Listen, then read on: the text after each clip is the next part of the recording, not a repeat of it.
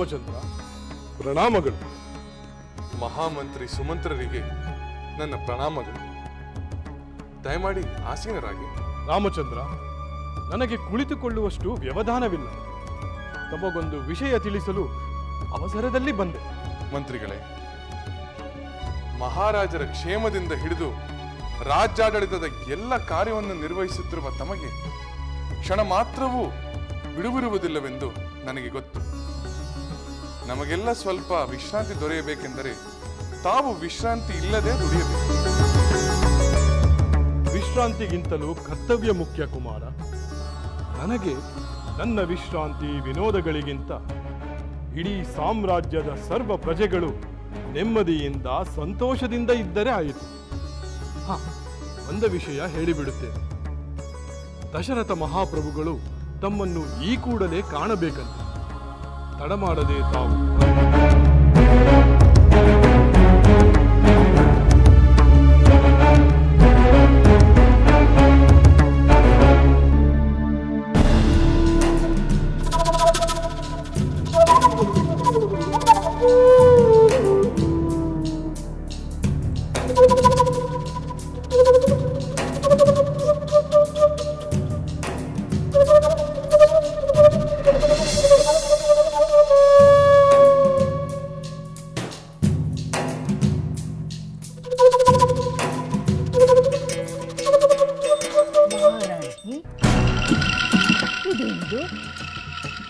ಏನಾಯಿತು? ಹೀಗೆ ಅಸಮಾಧಾನದ ಹೊಗೆಯಲ್ಲಿ ಬುಸುಗುಟ್ಟುತ್ತಿರುವುದೇತಕ್ಕೆ? ಮನಸ್ಸಿಗೆ ಘಾಸಿ ಉಂಟಾಗೋದಕ್ಕೆ ಏನಾದರೂ ನಡೆಯುತ್ತೆ? ಯಾರಾದರೂ ನಿಮ್ಮ ಮನಸ್ಸಿಗೆ ನೋವನ್ನುಂಟು ಮಾಡಿದರೆ ಭರತನನ್ನು ಕರೆಸುವಂತೆ ಮಾಡುತ್ತೇನೆ ಅಂತ ಹೇಳಿದ್ದೀರಿ. ಮಹಾರಾಜರು ಯಥಾ ಪ್ರಕಾರ ನಿಮಗೆ ನಿರಾಶೆಯನ್ನುಂಟು ಮಾಡಿದರೆ ಮಂತರೆ, ಅಷ್ಟೆಲ್ಲ ನಡೆಯಲು ಇಲ್ಲಿಗೆ ಮಹಾರಾಜರು ಬಂದಿದ್ದರೆ ತಾನೆ? ಏನು, ಮಹಾರಾಜರು ಇನ್ನೂ ನಿಮ್ಮ ಬಳಿಗೆ ಬಂದಿಲ್ಲವೇ? ಮೋಹದ ಮಡದಿಯನ್ನು ಬಿಟ್ಟು ಇಷ್ಟು ಕಾಲ ದೂರವಿರುವಷ್ಟು ಮಹಾರಾಜರು ಜಿತೇಂದ್ರಿಯರಾದರೆ? ಹೌದು ಮಂತರೆ, ಮಹಾರಾಜರು ಇಲ್ಲಿಗೆ ಬರಲೇ ಇಲ್ಲ. ಎಂತಹ ವಿರಸವಾದರೂ ಸರಸದಲ್ಲಿ ಬಹುಬೇಗ ಮುಗಿಯುತ್ತಿತ್ತು. ಕ್ಷಣ ಕಾಲ ಕೂಡ ಮಹಾರಾಜರು ನನ್ನನ್ನು ಬಿಟ್ಟಿರಲಾಗದೆ ಚಡಪಡಿಸುತ್ತಿದ್ದರು. ಇಷ್ಟು ದೀರ್ಘಕಾಲ ನನ್ನನ್ನು ಬಿಟ್ಟಿರಲು ಅವರಿಗೆ ಸಾಧ್ಯವಾಯಿತೆ. ಮಂತರೆ, ಮಹಾರಾಜರು ಹೀಗೆ ನನ್ನಿಂದ ದೂರವಾಗಿ ಬಿಡುತ್ತಾರೆಯೇ? ಮುಂದೆಂದು ಅವರು ಇಲ್ಲಿಗೆ ಬರುವುದೇ ಇಲ್ಲವೇ ಮಂತರೆ? ಮಹಾರಾಣಿ, ಹೆದರಬೇಡಿ ಮಹಾರಾಣಿ. ನಿಮ್ಮ ಸಾಮೀಪ್ಯವಿಲ್ಲದೆ ಮಹಾರಾಜರು ಬಹುಕಾಲ ಇರಲಾರರು. ಆದಷ್ಟು ಬೇಗ ವಿರಹದಿಂದ ಕಳವಳಿಸಿ ನಿಮ್ಮ ಬಳಿಗೆ ಬಂದೇ ಬರುವುದು. ಅಮಾತ್ಯರೇ, ಮಹಾರಾಜರು ನನ್ನನ್ನು ತಕ್ಷಣ ಬರ ಹೇಳಿದ್ದಾರೆ ಎಂದ ಮೇಲೆ ಒಂದು ವಿಶೇಷವಾದ ಕಾರಣವಿರಲೇಬೇಕು. ನಮ್ಮ ಪೂಜ್ಯ ತಂದೆಯವರು ಕ್ಷೇಮದಿಂದಿರುವರು ತಾನೆ? ಕ್ಷೇಮವಾಗಿದ್ದಾರೆ ಕುಮಾರ. ಮತ್ತಾವ ಕಾರಣವಿರಬಹುದು? ಆ ಕಾರಣವನ್ನು ಅವರಿಂದಲೇ ತಿಳಿಯುವುದು ಒಳ್ಳೆಯದು. ಆಗಲಿ ಮಂತ್ರಿಗಳು, ನಾನು ತಂದೆಯವರನ್ನು ಈಗಲೇ ಕಾಣುತ್ತೇನೆ. ಆತಂಕದ ವಿಷಯ ಏನೂ ಇಲ್ಲ ಕುಮಾರ. ಒಂದು ಒಳ್ಳೆಯ ಕಾರಣಕ್ಕಾಗಿ ಮಹಾಪ್ರಭುಗಳು ತಮ್ಮನ್ನು ಬರ ಹೇಳಿದ್ದಾರೆ. ಆ ಒಳ್ಳೆಯ ಕಾರಣ ನಮ್ಮ ಕೋಶಲ ದೇಶದ ಸರ್ವ ಪ್ರಜೆಗಳಿಗೂ ಶುಭ ವಾರ್ತೆಯಾಗಿ ರೋಮಾಂಚನಗೊಳ್ಳುವುದಂತೂ ಸತ್ಯ. ಅಮಾತ್ಯರೇ, ಸರ್ವರಿಗೂ ಶುಭ ತರುವ ಈ ವಿಷಯವನ್ನು ತಿಳಿಯಲು ನಾನು ಕಾತರನಾಗಿದ್ದೇನೆ. ನಾನು ಈಗಲೇ ಹೋಗಿ ತಂದೆಯವರನ್ನು ಕಾಣುತ್ತೇನೆ.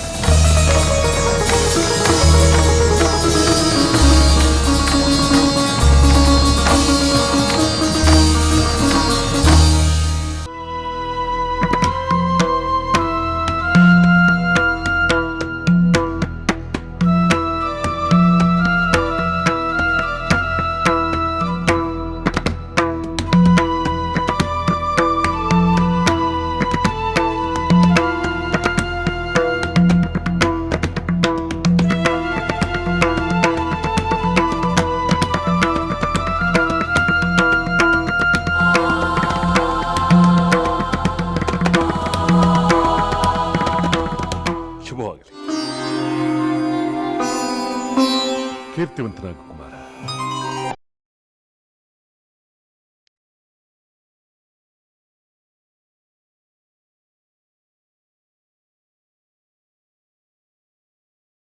ಇದೇನು ತಂದೆ, ನನ್ನನ್ನು ಎಂದು ನೋಡದಿರುವವರಂತೆ ಏಕೆ ಹೀಗೆ ನೋಡುತ್ತಿರುವಿರಿ? ಕುಮಾರ, ನಾಳೆಯಿಂದ ನಿನ್ನ ಸ್ಥಾನಮಾನಗಳೇ ಬೇರೆಯಾಗುತ್ತೆ. ಎಲ್ಲರೂ ಅಕ್ಕರೆಯಿಂದ ಮಾತ್ರವಲ್ಲ, ನಿನ್ನನ್ನು ಗೌರವದಿಂದಲೂ ಕಾಣಬೇಕು. ಏನೆಂದು ರಾಮಚಂದ್ರ, ನಾಳೆ ಹೇಗೆ ಕಾಣಬಹುದೆಂದು ಕಲ್ಪನೆ ಮಾಡಿ ನೋಡುತ್ತೇನೆ. ಸ್ಥಾನಮಾನಗಳು ಏನೇ ಆದರೂ ತಂದೆಯವರ ಪಾದಗಳಲ್ಲೇ ಪುತ್ರನ ಸ್ಥಾನ. ಹೌದು ತಂದೆ, ನಾನು ಸದಾ ತಮ್ಮ ಪ್ರಿಯ ಪುತ್ರನಾಗಿ ವಿಧೇಯನಾಗಿ ತಮಗೆ ಸಂತೋಷ ಕೊಡುವ ರಾಮನಾಗಿರುವುದೇ ನನಗೆ ಸಂತೋಷ. ಸ್ಥಾನ ಗೌರವಗಳ ಆಸೆ ನನಗಿಲ್ಲ. ಯಾವುದೇ ಸ್ಥಾನಮಾನಗಳ ಹಂಗಿಲ್ಲದೆ ಧರ್ಮದ ದಾರಿಯಲ್ಲಿ ನಡೆಯುತ್ತಾ ಕರ್ತವ್ಯ ಪಾಲನೆ ಮಾಡುತ್ತೇನೆ.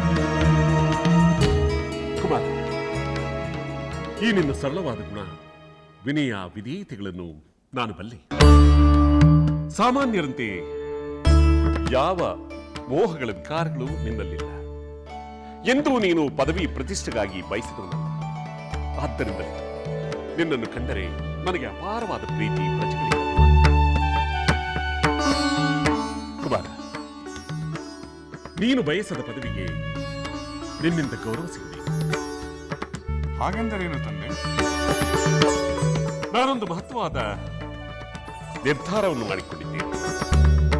ಅದನ್ನು ನೀನು ನಡೆಸಿಕೊಡಬೇಕು. ಪಿತಾಶ್ರೀ, ತಮ್ಮ ಯಾವುದೇ ಆಜ್ಞೆಯನ್ನು ಶಿರಸಾವಹಿಸಿ ನೆರವೇರಿಸಲು ಈ ತಮ್ಮ ಪುತ್ರನು ಸಿದ್ಧನಾಗಿದ್ದಾನೆ. ಪಟ್ಟದ ರಾಣಿಯಾದ ಕೌಸಲ್ಯ ಉನ್ನತ ಸಂಸ್ಕಾರವುಳ್ಳ ನನ್ನ ಗೃಹದೇವಿ. ಅಂಥ ಗುಣವಂತಲಿಗೆ ಪುತ್ರನಾಗಿ ಜನಿಸಿದ ನಿನಗೆ ಅವಳ ಹಿರಿಯ ಗುಣಗಳೆಲ್ಲವೂ ಮೇಳೈಸಿದೆ. ಈ ನಿನ್ನ ಸನ್ನಡತೆಯಿಂದ ನನಗೆ ಪ್ರಿಯ ಪುತ್ರನಾದಿನಿ. ನಿಜ ಹೇಳಬೇಕೆಂದರೆ ಈ ಲೋಕದಲ್ಲಿ ನಿನಗಿಂತ ಪ್ರಿಯರಾದವರು ಬೇರೆ ಯಾರು? ಪಿತಾಶ್ರೀ, ಹೆತ್ತ ತಂದೆಗೆ ಪ್ರಿಯನಾಗಿ ನನ್ನ ಈ ಜನ್ಮ ಸಾರ್ಥಕವಾಯಿತು.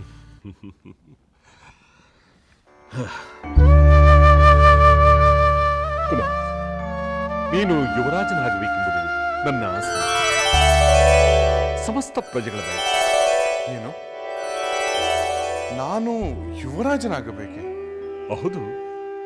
ಇದರಲ್ಲಿ ಅಚ್ಚರಿ ಪಡುವಂತಹುದೇನು? ಜ್ಯೇಷ್ಠ ಪುತ್ರನಾದ ನಿನಗೇ ಅಧಿಕಾರ. ಈ ಅಧಿಕಾರಕ್ಕೆ ಬೇರೆ ಯಾರು ಅರ್ಹರಾಗಿದ್ದಾರೆ ಹೇಳು? ಇದು ನನ್ನ ನಿರ್ಧಾರ ಮಾತ್ರವಲ್ಲ, ಸಮಸ್ತ ಪ್ರಜೆಗಳ ನಿರ್ಧಾರ, ಗುರು ಹಿರಿಯರ ನಿರ್ಧಾರ. ಇದಕ್ಕೆ ನೀನು ಒಪ್ಪಲೇಬೇಕು. ಮಹಾರಾಜರ ಆಜ್ಞೆ ಅಂದ ಮೇಲೆ ಅದನ್ನು ಉಲ್ಲಂಘಿಸುವ ಧೈರ್ಯ ನನಗಿಲ್ಲ.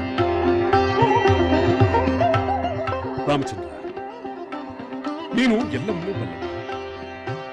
ಯಾರೂ ಏನೂ ಹೇಳುವಾಗ ಗುಣದಲ್ಲಿ, ನಡತೆಯಲ್ಲಿ, ರಾಜನೀತಿಯಲ್ಲಿ ಎಲ್ಲದರಲ್ಲೂ ಪರಿಪೂರ್ಣ ಜ್ಞಾನವನ್ನು ಪಡೆದಿರುವೆ ಎಂಬುದು ನನಗೆ ತಿಳಿದಿದೆ. ಆದರೂ ಪುತ್ರವಾತ್ಸಲ್ಯದಿಂದ ಕೆಲವು ಮಾತುಗಳನ್ನು ಹೇಳಬೇಕಾಗಿದೆ.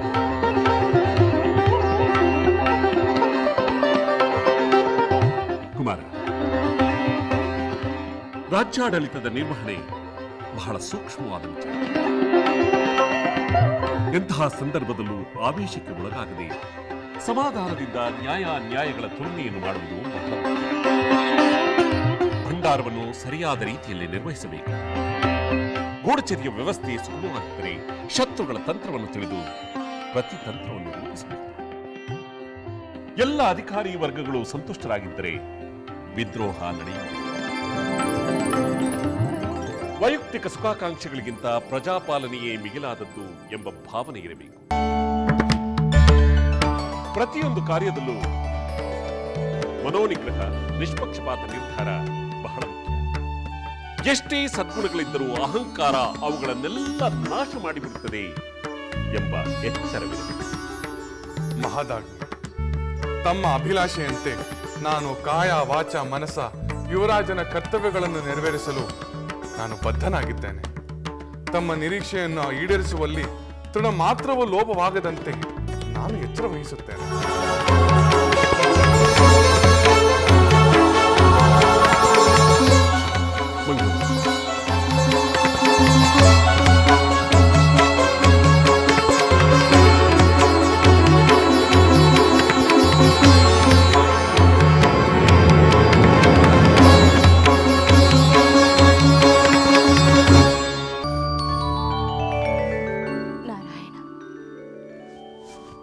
ಗೋವಿಂದ, ಲಕ್ಷ್ಮೀ ರಮಣ, ಆಪತ್ ಬಾಂಧವ, ಅನಾಥ ರಕ್ಷಕ, ನನ್ನ ಭಕ್ತಿ ಪ್ರಣಾಮಗಳನ್ನು ಸ್ವೀಕರಿಸು ತಂದೆ. ನಾನು ಪ್ರತಿದಿನವೂ ನಿನ್ನನ್ನು ನಿಷ್ಠೆಯಿಂದ ಪೂಜಿಸುವುದು ನಿಜವಾದರೆ ನನ್ನ ಪುತ್ರ ರಾಮಚಂದ್ರನನ್ನು ಕಾಪಾಡುತ್ತದೆ. ಅವನು ಸದಾ ಸುಖ ಸಂತೋಷಗಳಿಂದ ಪ್ರಜಾವತ್ಸಲನಾಗಿ ಕೀರ್ತಿವಂತನಾಗಿ ಬಾಳುವಂತೆ ಮಾಡು.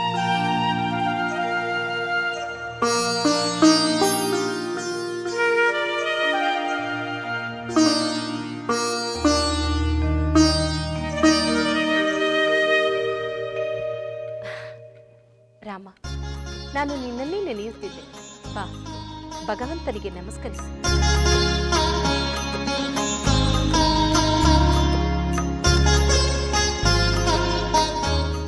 ಚಿರಂಜೀವಿ ಬರು.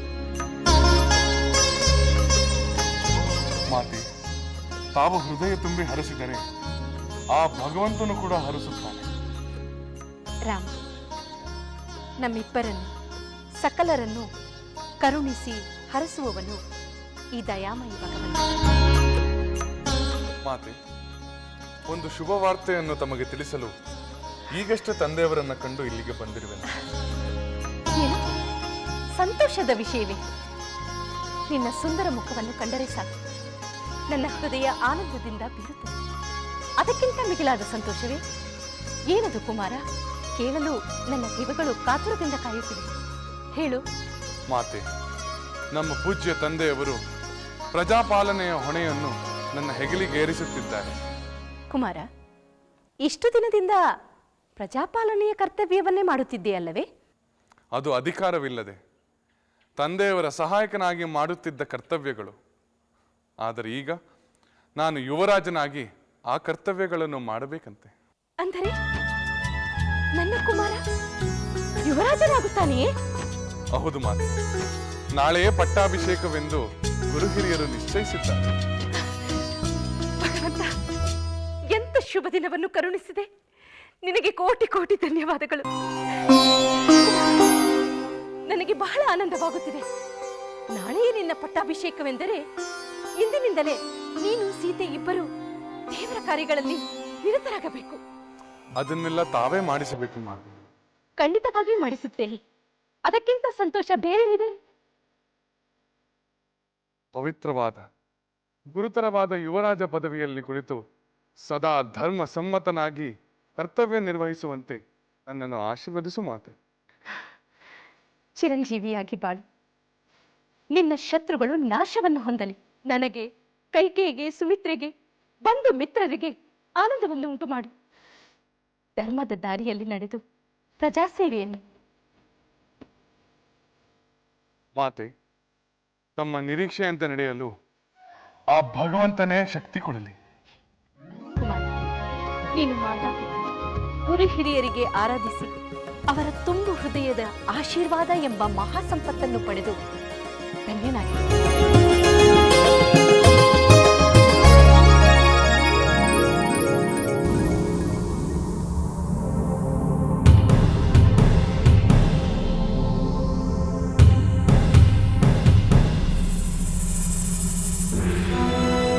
ಮಹಾರಾಜರಿಗೆ ಪ್ರಣಾಮಗಳು. ಸುಮಿತ್ರ, ಏನು ಅವಸರದ ಕಾರ್ಯವೆಂದು ಹೇಳಿದಿರಂತೆ? ಏನು ವಿಷಯ ಪ್ರಭು? ನಾವು ನಿರ್ಧಾರ ಮಾಡಿದ ಹಾಗೆ ರಾಮಚಂದ್ರನ ಪಟ್ಟಾಭಿಷೇಕವನ್ನು ಆದಷ್ಟು ಶೀಘ್ರವಾಗಿ ಮಾಡಿ ಮುಗಿಸಿಬಿಡಬೇಕು. ಏಕೆ ಪ್ರಭು, ಏನಾಯಿತು? ಇಷ್ಟೊಂದು ಆತಂಕ ವೇತಕ್ಕೆ? ನಾಳೆಯಿಂದಲೇ ವಿಧಿವಿಧಾನಗಳು ಆರಂಭವಾಗಲು ಅನುಕೂಲವಾಗುವಂತೆ ಸಿದ್ಧತೆಗಳು ನಡೆಯುತ್ತಿದೆ. ಇಲ್ಲ ಸುಮಂತ್ರ, ನಾಳೆಯವರೆಗೂ ಕಾಯುವುದು ಸೂಕ್ತವಲ್ಲವೆನಿಸುತ್ತಿದೆ. ಏಕೆ? ಏನಾಯಿತು ಪ್ರಭು? ಏಕೋ ಮನಸ್ಸಿನದು ಕೂಡ ಹೆಚ್ಚಾಗುತ್ತಿದೆ. ನಿಷ್ಕಾರಣವಾದ ಆತಂಕ ಏನೇನೋ ಕಲ್ಪನೆಗಳನ್ನು ಮೂಡಿಸುತ್ತಿದೆ. ನಾಳೆವರೆಗೆ ಏನಾಗಿ ಬಿಡುತ್ತದೋ ಎಂಬ ಭೀತಿ ಮತ್ತೆ ಮತ್ತೆ ನನ್ನನ್ನು ಕಾಡುತ್ತಿದೆ. ನಾಳೆ ಏನೂ ಆಗುವುದಿಲ್ಲ. ನಮ್ಮ ರಾಮಚಂದ್ರನ ಪಟ್ಟಾಭಿಷೇಕ ನಿರ್ವಿಘ್ನವಾಗಿ ನಡೆಯುತ್ತದೆ. ತಾವು ನಿಶ್ಚಿಂತೆಯಿಂದ ಇರಿ ಪ್ರಭು. ಏಕೆ? ಆ ವಿಧಿವಿಧಾನಗಳನ್ನು ಇಂದೇ ಪ್ರಾರಂಭ ಮಾಡಲು ಸಾಧ್ಯವಿಲ್ಲವೇ? ಶುಭ ಮುಹೂರ್ತ, ಶುಭ ಗಳಿಗೆಗಳ ಸಮಸ್ಯೆ ಇಲ್ಲದಿದ್ದರೆ ಅಭ್ಯಂತರವಿಲ್ಲವೆನ್ನುವುದು ನನ್ನ ಅಭಿಪ್ರಾಯ. ಪುರೋಹಿತರೆಲ್ಲ ಸಿದ್ಧರಾಗಿದ್ದಾರೆ. ಕುಲಗುರುಗಳಾದ ವಶಿಷ್ಠರ ಸಮ್ಮತಿ ದೊರೆತರಾಯಿತು. ಸರಿ, ಹಾಗಾದ್ರೆ ಮೊದಲು ರಾಮಚಂದ್ರನನ್ನು ಇಲ್ಲಿಗೆ ಬರ ಹೇಳಿ. ಅಪ್ಪಣೆ ಪ್ರಭು. ನಂತರ ನಮ್ಮ ಕುಲಗುರುಗಳಾದ ವಸಿಷ್ಠ ಮಹರ್ಷಿಗಳನ್ನು ಸುವರ್ಣ ರಥದಲ್ಲಿ ಇಲ್ಲಿಗೆ ಕರೆತನ್ನಿ. ತಮ್ಮ ಅಪ್ಪಣೆಯಂತೆ ಆಗಲಿ. ನಾನು ಈ ಕೂಡಲೇ ರಾಮಚಂದ್ರನ ಬಳಿಗೆ ಹೋಗಿ ಬರುತ್ತೇನೆ. ಶೀಘ್ರ.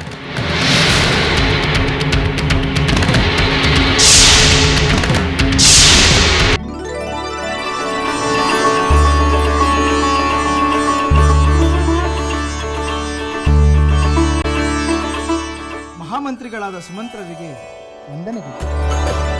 ಶುಭವಾಗಲಿ ಲಕ್ಷ್ಮಣ, ಶುಭವಾಗಲಿ. ತಮ್ಮಂತಹ ನಿಷ್ಠಾವಂತ ಮಂತ್ರಿಗಳಿರುವಾಗ ಶುಭವಲ್ಲದೆ ಬೇರೇನಾಗಲು ಸಾಧ್ಯ? ಶುಭವಾಗುವುದು ಧರ್ಮಾತ್ಮರಾದ ಮಹಾಪ್ರಭುಗಳಿಂದ, ಪರಾಕ್ರಮಶಾಲಿಗಳಾದ ನಿಮ್ಮಂತಹ ರಾಜಕುಮಾರರಿಂದ. ಲಕ್ಷ್ಮಣ, ಅತ್ಯಂತ ಸಂತೋಷಕರವಾದ ಒಂದು ಶುಭವಾರ್ತೆ ಇದೆ. ಹೌದೇನು? ಆ ಸಂತೋಷಕರವಾದ ಶುಭವಾರ್ತೆಯನ್ನು ನಾನು ಕೇಳಬಹುದೇ ಮಂತ್ರಿಗಳೇ? ನೀನಲ್ಲದೆ ಮತ್ತಿನ್ಯಾರು ತಾನೇ ಕೇಳಲು ಸಾಧ್ಯ? ನಿನ್ನ ಸಹೋದರ ರಾಮಚಂದ್ರನಿಗೆ ಯುವರಾಜ್ಯಾಭಿಷೇಕ ಮಾಡಲು ಮಹಾಪ್ರಭುಗಳು ನಿರ್ಧರಿಸಿದ್ದಾರೆ. ಮಂತ್ರಿಗಳೇ, ಇದು ನಿಜವೇ? ಇದಕ್ಕಿಂತ ಸಂತೋಷಕರವಾದ ವಿಷಯವಿರುವುದಕ್ಕೆ ಸಾಧ್ಯವೇ ಇಲ್ಲ. ಆ ಶುಭಗಳಿಗೆ ಎಂದು ಬರುವುದೆಂದು ದಯವಿಟ್ಟು ಹೇಳಿ. ನಾಳೆಯೇ ಆ ಶುಭ ಮುಹೂರ್ತ. ಇಂದಿನಿಂದಲೇ ಅದಕ್ಕೆ ಸಂಬಂಧಿಸಿದ ವಿಧಿವಿಧಾನಗಳು ಆರಂಭವಾಗುತ್ತಿದೆ. ಮಂತ್ರಿಗಳೇ, ಮಹಾರಾಜರು ಬಹಳ ಆತುರದಿಂದ ಈ ನಿರ್ಧಾರವನ್ನು ತೆಗೆದುಕೊಂಡಿರುವಂತಿದೆ. ಹೌದು ಲಕ್ಷ್ಮಣ, ಇದು ಶೀಘ್ರ ನಿರ್ಧಾರ. ವಿಧಿವಿಧಾನಗಳನ್ನು ಇಂದೇ ಆರಂಭಿಸಬೇಕೆಂದು ಸೂಚಿಸಲಾಗಿದೆ. ರಾಮನನ್ನು ಕಾಣಬೇಕೆಂದರು. ವಿಷಯ ತಿಳಿಸಲು ರಾಮನ ಬಳಿಗೆ ಹೊರಟಿದ್ದು ನೀನು ಸಿಕ್ಕಿದೆ. ಅದರಿಂದ ಈ ಆನಂದದ ವಿಷಯ ನನಗೆ ತಿಳಿಯುವಂತಾಯಿತು. ಬರುತ್ತೇನೆ ಲಕ್ಷ್ಮಣ, ಬಹಳಷ್ಟು ಕೆಲಸವಿದೆ, ಹೆಚ್ಚು ಸಮಯವಿದೆ. ಆಗಲಿ ಮಂತ್ರಿಗಳೇ. ಈ ಸಂತೋಷವಾದ ವಿಷಯವನ್ನು ಊರ್ಮಿಳೆಗೆ ಹೇಳಬೇಕು. ಅವಳು ಸಂತೋಷ ಪಡುತ್ತಾಳೆ. ಊರ್ಮಿಳೆ, ಊರ್ಮಿಳೆ, ಸ್ವಾಮಿ, ಊರ್ಮಿಳೆ. ಹೇಳಿ ಸ್ವಾಮಿ. ನಿಮ್ಮ ಮುಖ ಸಂತೋಷದಿಂದ ಬಿರಿಯುತ್ತಿದೆ. ಹೌದು ದೇವಿ, ಸಂತೋಷ, ಮಹಾ ಸಂತೋಷ. ಆ ಸಂತೋಷದ ಸುದ್ದಿಯನ್ನು ನಿನಗೆ ತಿಳಿಸಲೆಂದೇ ನಾನು ಓಡೋಡಿ ಬಂದೆ. ನಿಮಗೆ ಆನಂದವನ್ನು ಉಂಟು ಮಾಡಿದ ಸುದ್ದಿಯನ್ನು ಕೇಳಿ ಸಂತೋಷ ಪಡಲು ನಾನು ಕಾತುರಳಾಗಿದ್ದೇನೆ. ಅದೇನೆಂದು ಬೇಗ ಹೇಳಿ. ನನ್ನ ಸಹೋದರ ರಾಮಚಂದ್ರ. ರಾಮಚಂದ್ರರೇ, ಏನಾಯಿತು ಸ್ವಾಮಿ? ಪಟ್ಟದ ರಾಣಿ ದೊಡ್ಡ ಮಾತೆ ಕೌಸಲ್ಯ ದೇವಿಯರ ಪುತ್ರ ದಶರಥ ಮಹಾರಾಜನ ಜ್ಯೇಷ್ಠ ಪುತ್ರನಿಗೆ ಇಷ್ಟರಲ್ಲೇ ಯುವರಾಜನಾಗಿ ಪಟ್ಟಾಭಿಷೇಕವಾಗುತ್ತದೆ. ಹೌದೇ? ನಿಜವಾಗಿ ಇದು ಸಂತೋಷದ ಸುದ್ದಿಯೇ? ಆ ಅಧಿಕಾರಕ್ಕೆ ಅವರಲ್ಲದೆ ಇನ್ಯಾರು ಯೋಗ್ಯರು? ಹಿರಿಯ ರಾಣಿಯವರಿಗೆ ಈಗಲಾದರೂ ಒಂದು ಸಂತೋಷದ ಪ್ರಸಂಗ ಒದಗಿತು. ನಮ್ಮ ಮಾತೆ ಕೂಡ ತುಂಬಾ ಸಂತೋಷ ಪಡುತ್ತಾರೆ ದೇವಿ. ಸ್ವಾರ್ಥ ದೃಷ್ಟಿ ಇಲ್ಲದೆ ಎಲ್ಲ ಮಕ್ಕಳನ್ನು ತನ್ನ ಮಕ್ಕಳಂತೆ ಪ್ರೀತಿಸುವ ನನ್ನ ಮಾತಾಮಯ್ಯವರ ಬಗ್ಗೆ ನನಗೆ ಅಪಾರವಾದ ಗೌರವವಿದೆ, ಅಭಿಮಾನವೂ ಇದೆ. ಇದು ಎಂತಹ ಶುಭವಾರ್ತೆ ಅಲ್ಲವೇ? ನಮ್ಮ ಪ್ರಜೆಗಳೆಲ್ಲ ಸುದ್ದಿ ಕೇಳಿ ಪರಮಾನಂದದಿಂದ ಕುಣಿದಾಡುತ್ತಿದ್ದಾರೆ. ಸಾಕ್ಷಾತ್ ಭಗವಂತನೇ ತಮ್ಮ ರಾಜನಾಗುವ ಸಂಭ್ರಮದಿಂದ ಎಲ್ಲರೂ ಉಲ್ಲಾಸಗೊಂಡಿದ್ದಾರೆ. ಪುರುಷೋತ್ತಮರಾದ ರಾಮಚಂದ್ರರು ರಾಜಶ್ರೇಷ್ಠರೂ ಆಗುತ್ತಾರೆ ಎಂಬ ನಂಬಿಕೆ ಇದೆ. ಈ ಕೂಡಲೇ ಈ ವಿಷಯವನ್ನು ನಮ್ಮ ಮಾತಿಗೆ ಹೇಳಿ ಆನಂದ ಉಂಟು ಮಾಡುತ್ತೇನೆ. ನಾನು ಈಗಲೇ ಸಹೋದರಿ ಸೀತೆಯನ್ನು ಕಾಣುತ್ತೇನೆ. ಯುವರಾಣಿಯಾಗುತ್ತಿರುವ ಅವಳನ್ನು ಅಭಿನಂದಿಸುತ್ತೇನೆ. ನಡೆ ಹೋಗೋಣ.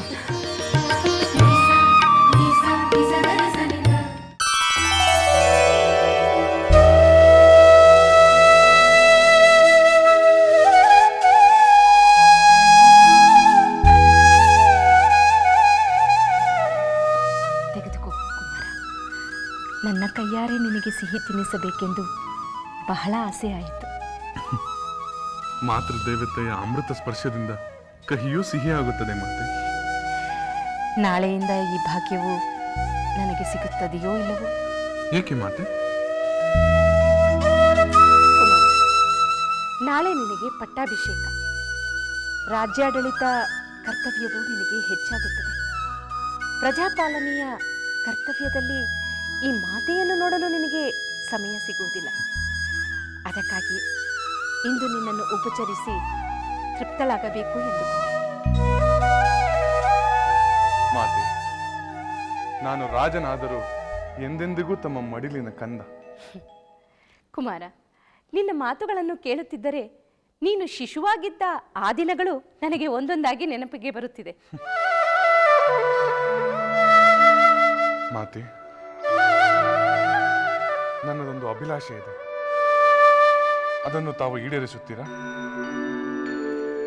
ಅದೇನು ಕೇಳು ಪುತ್ರ, ನಿನ್ನ ಅಭಿಲಾಷೆಯನ್ನು ನಾನು ಈಡೇರಿಸುವುದಿಲ್ಲವೇ? ಖಂಡಿತವಾಗಿಯೂ ನೆರವೇರಿಸುತ್ತೇನೆ, ಕೇಳು. ಕಾರಣವೇನೆಂದು ನಾನು ಕೆದಕಿ ಕೇಳುವುದಿಲ್ಲ, ಆದರೆ ಪಟ್ಟದ ರಾಣಿಯಾದ ತಾವು ಹೀಗೆ ತಪಸ್ವಿನಿಯಂತೆ ಸರಳ ವಸ್ತ್ರಗಳಲ್ಲಿರುವುದು ನನ್ನಿಂದ ಏಕೋ ಸಹಿಸಲಾಗುತ್ತಿಲ್ಲ ಮಾತೆ. ನನಗಾಗಿ ಆದರೂ ಹಿಂದಿನಂತೆ ತಾವು ಸಕಲ ವಸ್ತ್ರ ಆಭರಣಗಳಿಂದ ಅಲಂಕರಿಸಿಕೊಂಡು ದೇವಿಯಂತೆ ಕಾಣಬೇಕೆಂದೇ ನನ್ನ ಆಸೆ.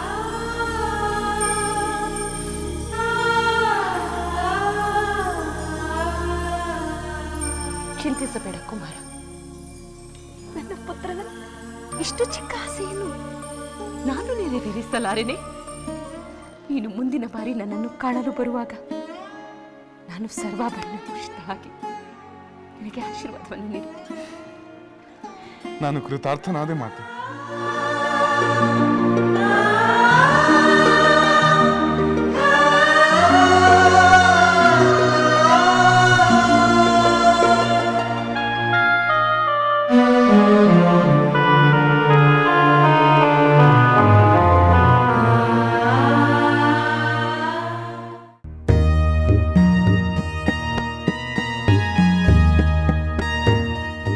ಯುವರಾಜ ರಾಮಚಂದ್ರನಿಗೆ ಪ್ರಣಾಮಗಳು. ಮಹಾಮಂತ್ರಿಗಳೇ, ಇದೇನು ವಿನೋದ? ತಮ್ಮಂತ ಹಿರಿಯರಿಗೆ ಕಿರಿಯನಾದ ನಾನು ಪ್ರಣಾಮ ಮಾಡಬೇಕು. ರಾಮಚಂದ್ರ, ನಿನ್ನ ಸೌಜನ್ಯ ಬಹಳ ದೊಡ್ಡದು. ಹಾ, ಈ ಕ್ಷಣ ನಿಮ್ಮ ತಂದೆಯವರನ್ನು ಕಾಣಬೇಕಂತೆ. ಮಹಾಮಂತ್ರಿಗಳೇ, ನಾನು ಈಗ ತಾನೇ ನನ್ನ ತಂದೆಯವರನ್ನು ಭೇಟಿ ಮಾಡಿ ಬಂದೆನಲ್ಲ. ಆಗ ಅವರು ನಿಮಗೆ ನಿಮ್ಮ ಯುವರಾಜ್ಯಾಭಿಷೇಕದ ವಿಷಯ ತಿಳಿಸಿದರಲ್ಲವೇ? ಹೌದು, ತಿಳಿಸಿದರು. ನಾನು ಈಗಷ್ಟೇ ಮಾತೆಯವರಿಗೆ ಆ ಶುಭವಾರ್ತೆಯನ್ನು ತಿಳಿಸಿ ಬರುತ್ತಿದ್ದೇನೆ. ನೀವು ನಿಮ್ಮ ತಂದೆಯವರನ್ನು ಭೇಟಿ ಮಾಡಿದ ನಂತರ ಅವರು ನನ್ನನ್ನು ಮತ್ತೆ ಬರ ಹೇಳಿದರು. ಅದೇಕೋ ನಿಮ್ಮನ್ನು ಮತ್ತೆ ಕಾಣಬೇಕಂತೆ. ಅದಕ್ಕೆ ವಿಷಯ ತಿಳಿಸಲು ನಾನು ಬಂದೆ. ಈಗ ನೀವು ದಯವಿಟ್ಟು ನಿಮ್ಮ ತಂದೆಯವರನ್ನು ನೋಡಲು ತಕ್ಷಣ ಹೊರಡಿ. ಆಗಲಿ ಮಂತ್ರಿವರ್ಯ, ನಾನು ಈ ಕ್ಷಣವೇ ನನ್ನ ತಂದೆಯವರನ್ನು ಕಾಣಲು ಹೋಗುತ್ತೇನೆ. ಪಿತೃವಾಕ್ಯವೆಂದರೆ ತಮಗೆ ಪರಮ ಪವಿತ್ರವೆಂಬುದು ನನಗೆ ಚೆನ್ನಾಗಿ ಗೊತ್ತು ರಾಮಚಂದ್ರ. ನಾನಿನ್ನು ಬರುತ್ತೆ.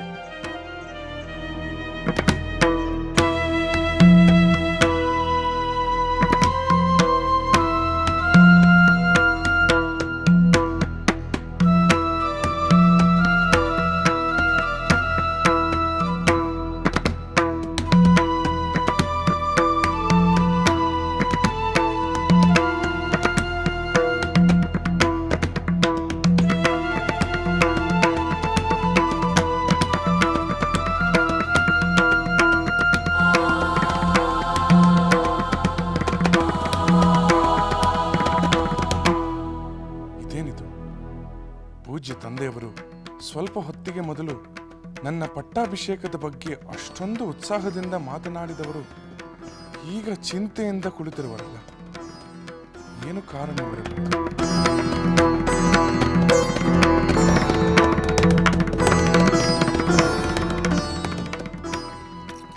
ಪೂಜ್ಯ ತಂದೆಯವರಿಗೆ ಪ್ರಣಾಮಗಳು. ಕುಮಾರ, ಪಿತಾಶ್ರೀ, ತಾವು ತಕ್ಷಣ ಬರ ಹೇಳಿದರಂತೆ ಅದಕ್ಕಾಗಿ ಧಾವಿಸಿ ಬಂದಿರುವೆನು. ಹೌದು ಕುಮಾರ, ನಾನೇ ಬರ ಹೇಳಿದೆ. ಕುಮಾರ, ನನ್ನ ಅಂತರಂಗದ ತಳಮಳವನ್ನು ನಿನ್ನಲ್ಲಿ ಹೇಳಿಕೊಳ್ಳಬೇಕಾಗಿದೆ. ಏನು? ತಮ್ಮ ಅಂತರಂಗದಲ್ಲಿ ತಳಮಳವೇ? ಪಿತಾಶ್ರೀ, ನನ್ನಂತ ಮಗನಿರುವಾಗ ತಾವೇಗೆ ತಳಮಳ ಪಡಬೇಕು? ಅದೇನೆಂದು ಹೇಳಿ, ಅದನ್ನು ನಿವಾರಿಸಲು ನನ್ನ ಸರ್ವಶಕ್ತಿಯನ್ನು ವಿನಿಯೋಗಿಸುತ್ತೇನೆ.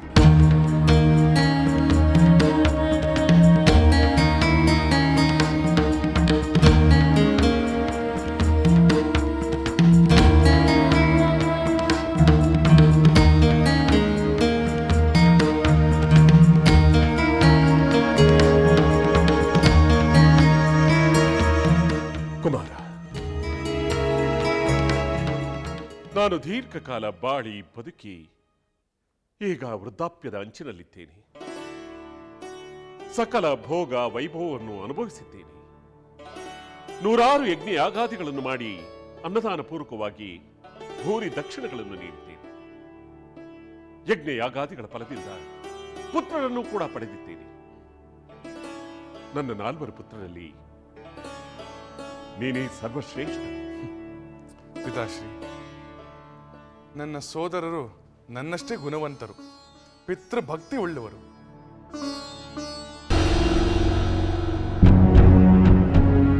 ಇದು ನಿನ್ನ ವಿನಯ ಗುಣಕುಮಾರ. ಬಯಸಿದ ವಾಕ್ಯಗಳನ್ನೆಲ್ಲ ಪಡೆದು ಹಲವಾರು ಸುಖದ ಸುಂದರ ಕ್ಷಣಗಳನ್ನು ಆಸ್ವಾದಿಸಿದ್ದೇನೆ. ದೇವಋಣ, ಋಷಿಋಣ, ಪಿತೃಋಣ, ವಿಪ್ರಋಣ, ಆತ್ಮ ಋಣಗಳೆಂಬ ಪಂಚ ಋಣಗಳಿಂದ ನಾನು ಮುಕ್ತನಾಗಿದ್ದೇನೆ. ರಾಜನಾಗಿಯೂ ಕೂಡ ನಿರ್ವಂಚನೆಯಿಂದ ನನ್ನ ಕರ್ತವ್ಯವನ್ನು ನಾನು ಮಾಡಿದ್ದೇನೆ ಎಂಬ ನಂಬಿಕೆ ನನಗೆ.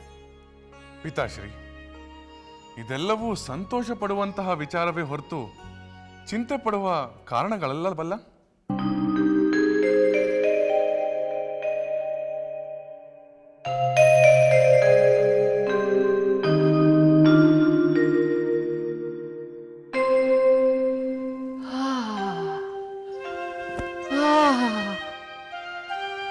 ಈ ತೈಲದ ಪರಿಮಳ ಅದ್ಭುತವಾಗಿದೆ,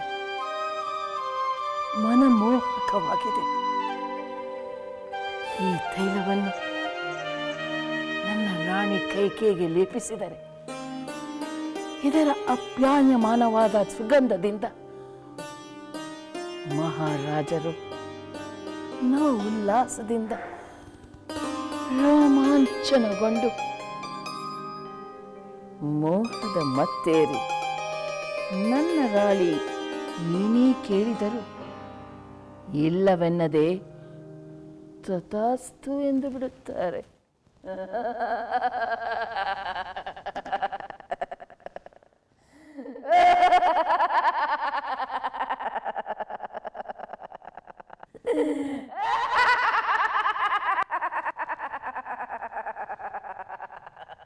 ಮತ್ತೆ ಅಂತಾರೆ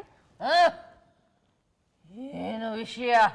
ರಾಣಿ ಸುಮಿತ್ರಾ ದೇವಿಯವರು ತಮ್ಮ ಪುತ್ರ ಲಕ್ಷ್ಮಣನೊಡನೆ ಕೌಸಲ್ಯ ದೇವಿಯವರ ಅಂತಃಪುರಕ್ಕೆ ತೆರಳಿದರು. ಹೌದೇ? ಇಷ್ಟು ಹೊತ್ತಿನಲ್ಲಿ ಪಟ್ಟದ ರಾಣಿಯವರ ಅಂತಃಪುರಕ್ಕೆ ತೆರಳುವುದೆಂದರೆ ಏನೋ ವಿಷಯವಿರಲೇಬೇಕು.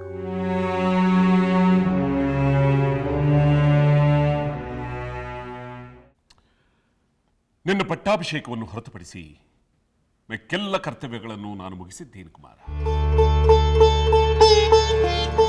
ಇನ್ನು ನೀನು ಯುವರಾಜನಾಗಿ ಬಿಟ್ಟರೆ ಪ್ರಜೆಗಳಿಗೂ ಸಂತೋಷ, ನನಗೂ ನೆಮ್ಮದಿ. ಪಿತಾಶ್ರೀ, ಈ ವಿಷಯವನ್ನು ತಾವು ಈಗಾಗಲೇ ತಿಳಿಸಿದ್ದೀರಿ. ತಾವಿರುವಾಗ ನನಗೆ ಈ ಯುವರಾಜ ಪಟ್ಟಾಭಿಷೇಕದ ಅಗತ್ಯವಿಲ್ಲದಿದ್ದರೂ ತಮ್ಮ ಆಜ್ಞೆ ಎಂದು ನಾನು ಒಪ್ಪಿಕೊಂಡಿದ್ದೇನೆ. ಆದರೆ ಇದಕ್ಕೂ ತಮ್ಮ ಆತಂಕಕ್ಕೂ ಸಂಬಂಧವೇನು ತಂದೆ? ಸಂಬಂಧವಿದೆ ಕುಮಾರ, ಸಂಬಂಧವಿದೆ. ನನ್ನ ಆತಂಕಕ್ಕೆ ಕಾರಣ ನಿನ್ನ ಪಟ್ಟಾಭಿಷೇಕ ನಿಶ್ಚಯವಾದ ನಂತರ ಅಶುಭ ಸೂಚನೆಗಳು ಕಾಣಿಸಿಕೊಳ್ಳತೊಡಗಿವೆ. ದುಸ್ವಪ್ನಗಳು, ದುಷ್ಟ ಶಕುನಗಳು ಬೀಳುತ್ತಿವೆ. ಸಿಡಿಲಿನಂತೆ ಘೋರವಾಗಿ ಗರ್ಜನೆಯನ್ನು ಮಾಡುತ್ತಾ ಹಗಲಿನಲ್ಲಿಯೇ ಉಲ್ಕೆಗಳು ಬೀಳುವುದನ್ನು ನಾನು ಕಾಣುತ್ತಿದ್ದೇನೆ. ಇದರಿಂದ ನನ್ನ ಅಂಗಾಂಗವೇ ಕಂಪಿಸಲಾರಂಭಿಸಿದ ಕುಮಾರ. ಪಿತಾಶ್ರೀ, ಸ್ವಪ್ನಗಳೇ ಸತ್ಯವೆಂಬ ಭ್ರಮೆಯಲ್ಲಿ ತಮ್ಮಂತಹ ಧೀರರು ಆತಂಕಗೊಳ್ಳುತ್ತಾರೆ. ಎಲ್ಲ ಕುಮಾರ, ನನ್ನ ಆತಂಕಕ್ಕೆ ಮತ್ತೊಂದು ಕಾರಣ ನನ್ನ ಜನ್ಮ ನಕ್ಷತ್ರ. ಅಶುಭ ಗ್ರಹಗಳಾದ ಸೂರ್ಯ, ಅಂಗಾಂಗ, ರಾಹು ಸಮಾಕ್ರಾಂತರಾಗಿದ್ದಾರೆ ಎಂದು ದೈವಜ್ಞರು ಹೇಳುತ್ತಾರೆ. ಇಂತಹ ದುರ್ನಿಮಿತ್ತಗಳು ಕಾಣಿಸಿಕೊಂಡಾಗ ರಾಜನಿಗೆ ಸಾವುಂಟಾಗುತ್ತದೆ ಅಥವಾ ಘೋರವಾದ ವಿಪತ್ತಿಗೆ ಕಾರಣನಾಗುತ್ತಾನೆ ಎಂದು ಅವರು ಹೇಳುತ್ತಾರೆ. ಇಲ್ಲ ತಂದೆ, ಇಲ್ಲ. ಹೀಗೆ ಕೆಟ್ಟದಾಗಿ ಮಾತನಾಡಬೇಡಿ. ನಾನು ಸಹಿಸಲಾರೆ. ರಾಮಚಂದ್ರ, ಸಮಾಧಾನ ಸಮಾಧಾನ. ನಾವು ಬೇಡವೆಂದರೆ ಅನಿಷ್ಟಗಳು ಬಾರದೇ ಇರುತ್ತವೆ. ನನಗೆ ನಮ್ಮ ಸಾವಿನ ಚಿಂತೆ. ನನ್ನ ಬುದ್ಧಿ, ಮನಸ್ಸು, ಪ್ರಜ್ಞೆ ಸಮರ್ಪಕವಾಗಿರುವಾಗಲೇ ನಿನ್ನ ಪಟ್ಟಾಭಿಷೇಕ ನಡೆದುಕೊಳ್ಳಬೇಕು. ಚಂದ್ರ ಪುನರ್ವಸು ನಕ್ಷತ್ರದಲ್ಲಿ, ನಾಳೆ ಪುಷ್ಯ ನಕ್ಷತ್ರದ ಯೋಗ. ಈ ನಕ್ಷತ್ರ ಪಟ್ಟಾಭಿಷೇಕಕ್ಕೆ ಪ್ರಶಸ್ತವಾದದ್ದು ಎಂದು ಜ್ಯೋತಿಷರು ಹೇಳಿದರು. ಈ ಶುಭ ಮುಹೂರ್ತದಲ್ಲಿ ನೀನು ಪಟ್ಟಾಭಿಷೇಕನಾಗು. ಆ ಕ್ಷಣಕ್ಕಾಗಿ ನನ್ನ ಮನಸ್ಸು ಕಾತುರದಿಂದ ಕಾಯುತ್ತಿದೆ. ಪೂಜ್ಯ ತಂದೆಯವರೇ, ತಮ್ಮ ಆದೇಶವನ್ನು ನಾನು ಶಿರಸಾವಹಿಸಿ ಪಾಲಿಸುತ್ತೇನೆ. ಈಗಲಾದರೂ ಈ ಚಿಂತೆ, ಈ ಆತಂಕಗಳನ್ನು ಬಿಡಿ. ಹಾಗೇ ಆಗಲಿ ಕುಮಾರ. ನಾಳೆ ನಿನ್ನ ಪಟ್ಟಾಭಿಷೇಕವನ್ನು ನೆರವೇರಿಸಿಬಿಡುತ್ತೇನೆ. ನಿನ್ನ ಮಿತ್ರರಿಗೆ, ಹಿತೈಷಿಗಳಿಗೆ ನಿನ್ನನ್ನು ಸುರಕ್ಷಿತವಾಗಿ ನೋಡಿಕೊಳ್ಳುವಂತೆ ತಿಳಿಸಿ. ತಮ್ಮ ಆಜ್ಞೆಯಂತೆ ಆಗಲಿ. ನನ್ನ ಆತರ, ಆತಂಕ, ಧಾವಂತಗಳನ್ನು ನೋಡಿ ನಿನಗೆ ನನ್ನ ಮೇಲೆ ಸಂದೇಹ ಆಗಬಹುದು. ಆದರೆ ಶುಭ ಕಾರ್ಯಗಳಿಗೆ 108 ವಿಘ್ನಗಳಾಗುವುದು ಸಹಜ. ಕೇಕಯಿ ದೇಶದಿಂದ ಭರತ ಹಿಂತಿರುಗಿ ಬರುವುದರೊಳಗಾಗಿ ಈ ಶುಭ ಕಾರ್ಯ ನಡೆದು ಬಿಡಬೇಕು.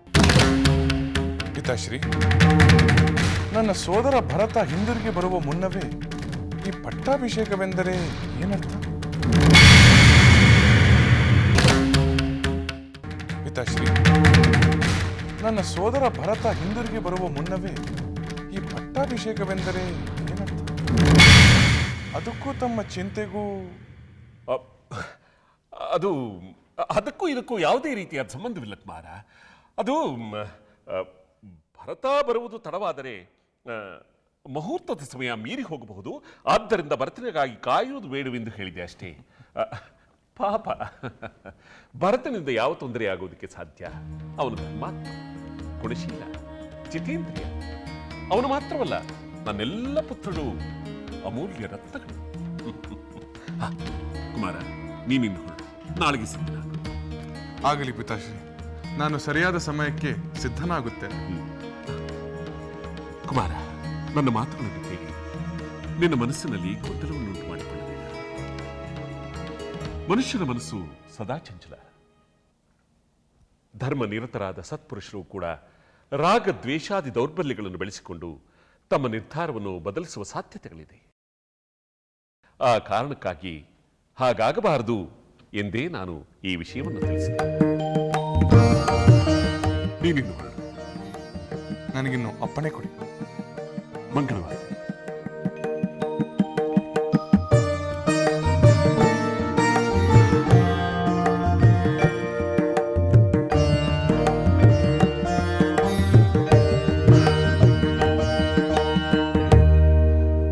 ಸೀತೆ, ಸಹೋದರಿ ಸೀತೆ. ಓ, ಇನ್ನು ಮುಂದೆ ಗೌರವದಿಂದ ಯುವರಾಣಿಯವರೇ ಎಂದು ಕರೆಯಬೇಕು. ಯುವರಾಣಿಯವರಿಗೆ ಹೃದಯಪೂರ್ವಕ ಅಭಿನಂದನೆಗಳು.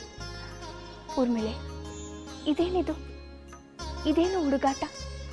ಹಾಸ್ಯಕ್ಕೆ ಸಮಯವಿಲ್ಲವೇ? ಯಾರಾದರೂ ಕೇಳಿಸಿಕೊಂಡಾರು? ಸುಮ್ಮನಿರು. ಸಹೋದರಿ ಸೀತೆ, ನಿನಗೆ ಎಲ್ಲ ತಿಳಿದಿದ್ದರೂ ಏನೂ ತಿಳಿಯದಂತೆ ಏಕೆ ನಟಿಸುತ್ತಿರುವೆ? ಊರ್ಮಿಳೆ, ನಾನೇಕೆ ನಟನೆ ಮಾಡಲಿ? ನೀನು ಯಾವ ವಿಷಯದ ಬಗ್ಗೆ ಮಾತನಾಡುತ್ತಿರುವೆ? ನನ್ನ ಭಾವ ಅಂದರೆ ನಿನ್ನ ಪತಿದೇವರು ಯುವರಾಜರಾದ ಮೇಲೆ ಅವರ ಧರ್ಮಪತ್ನಿಯಾದ ನೀನು ಯುವರಾಣಿ ಅಲ್ಲವೇ? ಈಗ ಯುವರಾಣಿ, ಮುಂದೆ ಮಹಾರಾಣಿ. ಊರ್ಮಿಳೆ, ಇದು ನಿನ್ನ ಊಹೆಯೋ ವಾಸ್ತವವೋ? ವಾಸ್ತವ. ಏನು ವಾಸ್ತವವೇ? ಅಂದರೆ ನಿನಗೆ ವಿಷಯ ತಿಳಿದಿಲ್ಲ? ನಿನ್ನ ಪತಿ ನಿನಗೆ ತಿಳಿಸಿಲ್ಲವೇ? ಇಲ್ಲ ಊರ್ಮಿಳೆ, ಅವರ ನಿರೀಕ್ಷೆ ಮಾಡುತ್ತಿದ್ದೇನೆ. ಬರುತ್ತಾರೆ. ಗುರು ಹಿರಿಯರ ಜೊತೆಗೆ, ಮಾತಾಪಿತೃಗಳ ಜೊತೆಗೆ ಪಟ್ಟಾಭಿಷೇಕದ ವಿಚಾರವಾಗಿ ಮಾತನಾಡುತ್ತಿರಬಹುದು. ಬಂದು ಸಂತೋಷದಿಂದ ನನ್ನ ಕೈ ಹಿಡಿದು ಈ ಸುದ್ದಿಯನ್ನು ಹೇಳುತ್ತಾರೆ. ಎಲ್ಲರೂ ಸಂತೋಷಪಟ್ಟರೆ ನನ್ನ ಪತಿಯೂ ಸಂತೋಷ ಪಡುತ್ತಾರೆ. ಆದರೆ ಯುವರಾಜ ಪದವಿಯನ್ನು ಅವರು ಕರ್ತವ್ಯ ಪಾಲನೆಯ ಒಂದು ಅವಕಾಶವೆಂದು ವಿನಯದಿಂದ ಸ್ವೀಕರಿಸುತ್ತಾರೆ. ಅಹಂಕಾರ ಪಡುವುದಿಲ್ಲ. ಸಹೋದರಿ, ರಾಮಚಂದ್ರರ ಸ್ವಭಾವ ನನಗೂ ತಿಳಿದಿದೆ. ಆದರೆ ಉತ್ತಮರಾದವರು, ಯೋಗ್ಯತೆ ಉಳ್ಳವರು ಅಧಿಕಾರ ಸ್ಥಾನದಲ್ಲಿ ಕುಳಿತರೆ ಪ್ರಜೆಗಳಿಗೆ ಕ್ಷೇಮ. ಯುವರಾಜರ ಪದವಿಗೆ ರಾಮಚಂದ್ರರಂತ ಉತ್ತಮರು ಯೋಗ್ಯರು ಬೇರೆ ಯಾರಿದ್ದಾರೆ ಹೇಳು? ಅಭಿಮಾನ, ಹೆಮ್ಮೆ ನನಗೂ ಇದೆ ಸೋದರಿ. ಆದರೆ ನನ್ನ ಪತಿ ಸರ್ವರ ಶುಭ ಹಾರೈಕೆಯಿಂದ ಎಲ್ಲರ ನಿರೀಕ್ಷೆಗೆ ತಕ್ಕಂತೆ ಸಮಸ್ತ ಪ್ರಜೆಗಳ ಕಲ್ಯಾಣಕ್ಕೆ ದುಡಿಯುತ್ತಾರೆ ಎಂಬ ನಂಬಿಕೆ, ಭರವಸೆ ನನಗಿದೆ. ಅವರಿಗೆ ಈ ಶಕ್ತಿ ಕೊಡುವಂತೆ ಆ ಭಗವಂತನಲ್ಲಿ ಪ್ರತಿದಿನವೂ ಪ್ರಾರ್ಥಿಸುತ್ತೇನೆ. ಯುವರಾಣಿ ಸೀತಾದೇವಿಯವರಿಗೆ ಪ್ರಣಾಮಗಳು. ಮಹಾರಾಣಿ ಕೌಸಲ್ಯಾದೇವಿಯವರು ತಮ್ಮನ್ನು ಕಾಣಲು ಬಯಸುತ್ತಾರೆ. ನಾನು ಈಗಲೇ ಬರುತ್ತೇನೆ ಎಂದು ಹೇಳು. ಹಾಗೆ ಆಗುತ್ತೆ. ಸಹೋದರಿ ಸೀತೆ, ಮಹಾರಾಣಿಯವರು ಇದೇ ವಿಷಯವಾಗಿ ಮಾತನಾಡಲು ನಿನ್ನನ್ನು ಕರೆದಿದ್ದಾರೆ ಎನಿಸುತ್ತಿದೆ. ಸೋದರಿ, ನೀನು ನನ್ನ ಜೊತೆಗೆ ಬಾ. ಮಾತಾಮಯ್ಯ ಅವರು ಆಕ್ಷೇಪಿಸಲಾರರು. ಖಂಡಿತ ಬರುತ್ತೇನೆ. ಇಂತಹ ಸಂತೋಷವನ್ನು ದೊಡ್ಡವರ ಜೊತೆ ಹಂಚಿಕೊಳ್ಳುವ ಆಸೆ ನನಗೂ ಇದೆ. ನಡಿ ಸಹೋದರಿ, ಹೋಗೋಣ. ಮಾತೆ, ಲಕ್ಷ್ಮಣ, ಸಹೋದರಿ ಕೌಸಲ್ಯ ದೇವಿಯ ಬಳಿಗೆ ಹೊರಟಿದ್ದೆ. ಬಾ, ಕುಳಿತು. ಇಲ್ಲ ಮಾತೆ, ನಾನು ಕುಳಿತುಕೊಳ್ಳುವುದಿಲ್ಲ. ಏಕೆ ಕುಳಿತುಕೊಳ್ಳುವುದಿಲ್ಲ? ನನಗೆ ಕುಣಿಯುವಂತಾಗಿದೆ ಮಾತೆ, ನಾನು ಕುಳಿತುಕೊಳ್ಳಲಾರೆ. ವಿಚಿತ್ರವಾಗಿದೆಯಲ್ಲ, ಏನಾಗಿದೆ ನಿನಗೆ? ಮಾತೆ ಮಾತೆ ನನಗೆ ಸಂತೋಷವಾಗಿದೆ ಮಾತೆ. ಆ ಸಂತೋಷದ ವಿಷಯವನ್ನು ನಿನಗೆ ಹೇಳಲೇ ನಾನು ಬಂದೆ. ಸಂತೋಷದ ವಿಷಯವೇ?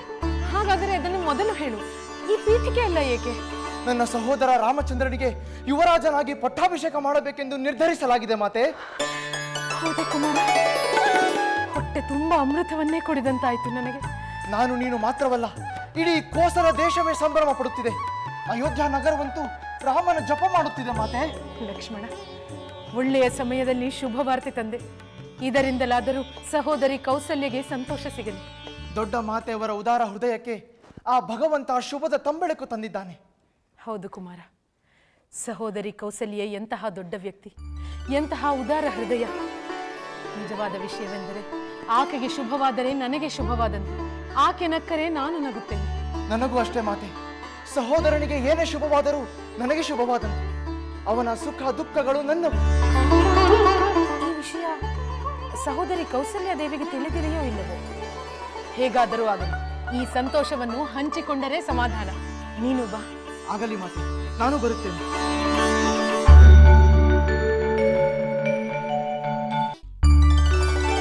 ಸೀತೆ, ದೇವಿ ಸೀತೆ, ರಾಜಕುಮಾರರಿಗೆ ವಂದನೆಗಳು. ಸೀತಾದೇವಿಯವರು ತಮಗೊಂದು ಸಂದೇಶ ತಿಳಿಸಲು ಹೇಳಿದ್ದಾರೆ. ಸೀತಾ ಇಲ್ಲಿಲ್ಲವೇ? ಎಲ್ಲಿಗೆ ಹೋದಳು? ತಮ್ಮ ಮಾತೃಶ್ರೀ ಕೌಸಲ್ಯಾದೇವಿಯವರು ಸೀತಾದೇವಿಯವರಿಗೆ ಕರೆ ಕಳಿಸಿದ್ದರು. ಅವರು ಪಟ್ಟದ ರಾಣಿಯವರ ಅಂತಃಪುರಕ್ಕೆ ಹೋಗಿದ್ದಾರೆ. ಸರಿ, ಹಾಗಾದ್ರೆ ನಾನು ಅಲ್ಲಿಗೆ ಹೋಗುತ್ತೇನೆ.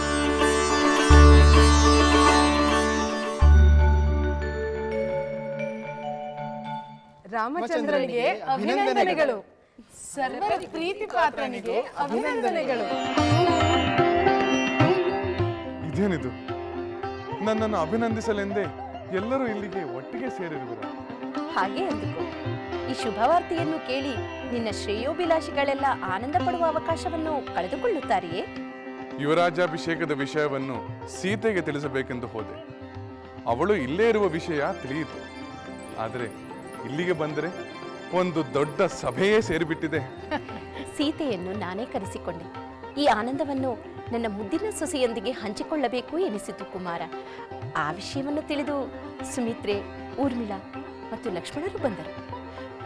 ಕುಮಾರ ರಾಮಚಂದ್ರ, ಲಕ್ಷ್ಮಣ ನಿನ್ನ ಯುವರಾಜ್ಯಾಭಿಷೇಕದ ವಿಷಯವನ್ನು ತಿಳಿಸುತ್ತಿದ್ದಂತೆ ನನಗೆ ನಿನ್ನ ಮಾತೆಯನ್ನು ನೋಡಬೇಕು ಎನಿಸಿತು. ಎಷ್ಟೋ ದಿನಗಳಿಂದ ಆಕೆಯ ಮುಖದಲ್ಲಿ ಕಾಣದ ಆನಂದವನ್ನು ಇಂದು ಕಾಣುವಂತಾಯಿತು. ನೋಡು ಕುಮಾರ, ನೋಡು, ನಿನ್ನ ಮಮತಾಮಯಿಯಾದ ಮಾತೆಯ ಮುಖದಲ್ಲಿ ಆನಂದವನ್ನು ನೋಡು. ಅಂದು ನೀನು ಶಿವಧನಸ್ಸನ್ನು ಭಂಗಿಸಿ ಸೀತೆಯನ್ನು ವರಿಸಿದಾಗ ಕಂಡ ಆನಂದ ಇಂದು ಆಕೆಯ ಮುಖದಲ್ಲಿ ಕಾಣುತ್ತಿದೆ. ನನ್ನ ಹೃದಯಕ್ಕೆ ಹತ್ತಿರವಾದ ತಮ್ಮೆಲ್ಲರ ಸಂತೋಷಕ್ಕೆ ಈ ಯುವರಾಜಾಭಿಷೇಕ ಒಂದು ಕಾರಣವಾಯ್ತಲ್ಲ, ಅದೇ ಸಮಾಧಾನ.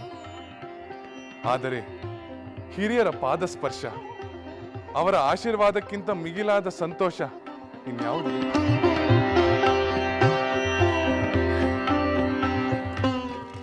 ನಿನ್ನ ಸೌಜನ್ಯಪೂರಿತ ಮಾತುಗಳೇ ಸಾಕು ಕುಮಾರ. ಈ ಆನಂದವು ಇಮ್ಮಡಿಯಾಗುತ್ತದೆ.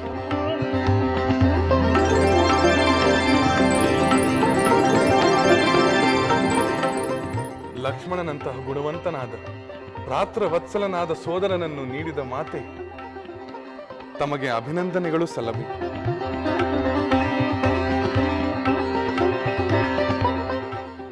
ಎಲ್ಲದರಲ್ಲೂ ಹಿರಿತನವನ್ನು ಕಾಣುವ ನಿನಗೆ ನಿನ್ನ ಹಿರಿತನದ ಬಗ್ಗೆಯೇ ತಿಳಿದಿಲ್ಲವಲ್ಲ ರಾಮಚಂದ್ರ? ಮಾತೆ, ಕಿರಿಯರಲ್ಲಿ ಹಿರಿಯನಾಗಿರುವ ಬದಲು ಹಿರಿಯರಲ್ಲಿ ಕಿರಿಯನಾಗಿರುವುದೇ ಶ್ರೇಯಸ್ಕರ. ಹಾಗೆಂದು ಈ ಕಿರಿಯನನ್ನು ಕಡೆಗಣಿಸಬೇಡ ಸಹೋದರ.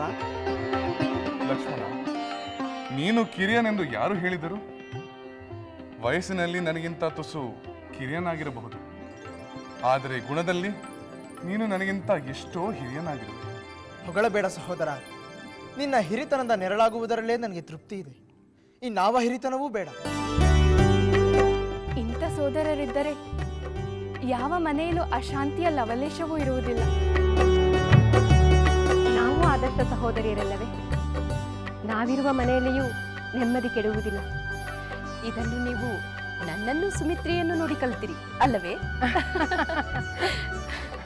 ಮಾತೃ ಸ್ವರೂಪರಾದ ತಮ್ಮಿಂದ ಕಲಿತು ನಾವು ನಮ್ಮ ಧರ್ಮವನ್ನು ಪಾಲಿಸಬೇಕು. ನನಗೆ ನನ್ನ ಸಹೋದರಿಯೇ ಆದರ್ಶ. ಸೀತೆಯನ್ನು ಅನುಸರಿಸಿ ನಡೆದರೆ ಸಾಕು, ನಾನು ನನ್ನ ಧರ್ಮದಲ್ಲಿ ನಡೆಯಬಹುದು. ಸಹೋದರಿ, ನಾನು ನೀನು ಅನ್ಯೋನ್ಯವಾಗಿರುವಂತೆ ನಮ್ಮ ಪುತ್ರರಾದ ರಾಮ ಲಕ್ಷ್ಮಣರು, ನಮ್ಮ ಸೊಸೆಯಂದಿರಾದ ಸೀತೆ ಊರ್ಮಿಳೆಯರು ಅನ್ಯೋನ್ಯವಾಗಿದ್ದಾರೆ. ಇದಕ್ಕಿಂತ ಭಾಗ್ಯ ಇನ್ನೇನಿದೆ? ಹೌದು ಸುಮಿತ್ರೆ, ಇದಲ್ಲವೇ ಮಹಾಭಾಗ್ಯ. ಈ ಭಾಗ್ಯದ ಮುಂದೆ ಈ ಅರಮನೆಯ ಭೋಗ ವೈಭೋಗಗಳೆಲ್ಲ ತೃಣವೆನಿಸುತ್ತಿದೆ. ಮಾತೆ, ಇದಲ್ಲವೇ ಸ್ವರ್ಗ? ಪರಮಾನಂದವೆಂದರೆ ಇದೇ ಅಲ್ಲವೇ? ಈ ದೃಶ್ಯವನ್ನು ಕಂಡು ನಿಮ್ಮೆಲ್ಲರ ಮಾತುಗಳನ್ನು ಕೇಳಿ ಇದಕ್ಕೆಲ್ಲ ನಾನು ಒಂದು ನೆಪವಾಗಿದ್ದೇನೆ ಎಂದು ನನ್ನ ಹೃದಯ ಹಿಗ್ಗುತ್ತಿದೆ. ನಮ್ಮ ಲಕ್ಷ್ಮಣನಂತೂ ಸಂತೋಷದಿಂದ ಕುಣಿಯುತ್ತಿದ್ದ, ಹೌದೇನು? ಹಾಗಾದರೆ ಕುಣಿದು ತೋರಿಸಲೇನು?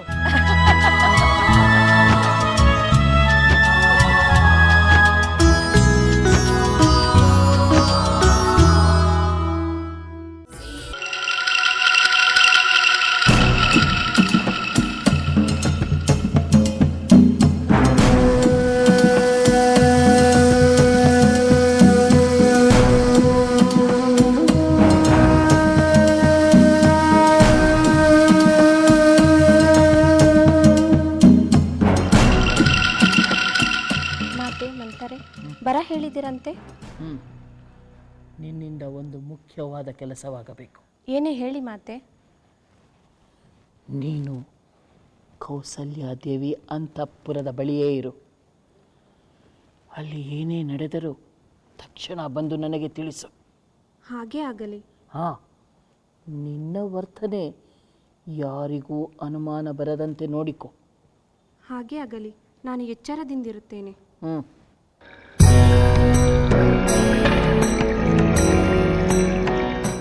ನಡೆ, ಏನು ಬೇಕಾದರೂ ನಡಿ. ತಂತ್ರಕ್ಕೆ ಪ್ರತಿತಂತ್ರ ಹೂಡುವ ಈ ಮಂಥನೆಯ ಬುದ್ಧಿವಂತಿಕೆ ಏನೆಂದು ತೋರಿಸಿಕೊಡುತ್ತೇನೆ.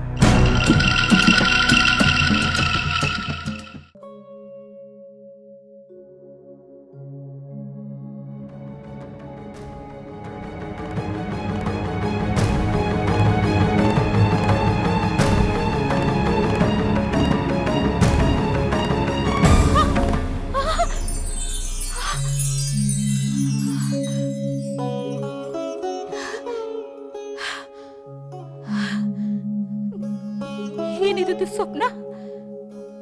ನನ್ನ ಪ್ರಿಯ ಪುತ್ರ ದಶಕಂಠ ಮಾತಾ ಮಾತಾ ಎಂದು ಮಗುವಿನೆಂದೇ ಏಕೆ ಆರ್ತನಾದ ಮಾಡಿದ? ಅವನಿಗೇನಾಗಿದೆ?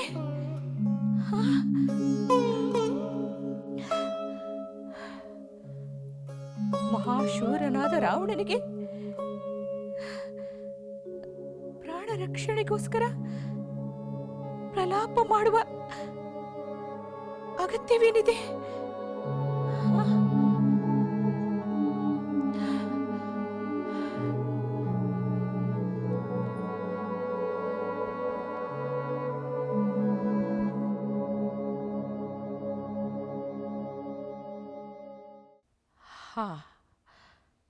ಹೌದು, ರಾವಣ ಕುಬೇರನ ಮೇಲೆ ಯುದ್ಧಕ್ಕೆ ಹೋಗಲು ಸಿದ್ಧನಾಗಿದ್ದಾನೆ.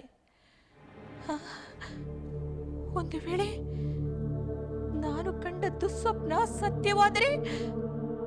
ಇಲ್ಲ ಇಲ್ಲ, ಹಾಗಾಗಬಾರದು.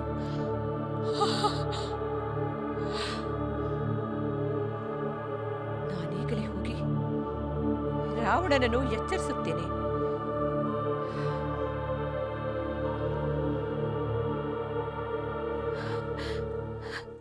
ಕುಮಾರ, ರಾವಣ, ದಶಕಂಠ, ಕಂದ. ಯಾರು?